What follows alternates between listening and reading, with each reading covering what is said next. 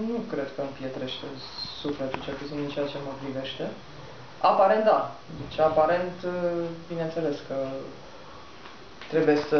trebuie să fii tare în momentele acestea, în momentele respective, să îți găsești utilitatea, clar, și din momentul acela să te concentrezi pe ceea ce ai de făcut. Eu cred că astfel de cazuri mai mult chiar te sensibilizează. Și nu neapărat ca femeie, ci și ca bărbat, ca absolut orice om care are contact cu astfel de situații. Pentru că în asemenea momente, în primul rând, deci nu mai vorbim de suntem femei sau bărbați. Suntem oameni și deja depinde de fiecare individ cum reușește să-și gestioneze sentimentele în astfel de momente. În general, prin această meserie, să zic așa, poate ne asemuim chiar și chirurgilor, care vă dați seama că ei văd poate mai multe ca și noi, pentru că vezi suferința omului. Aici, după cum am mai spus, sfatul e consumat, din păcate.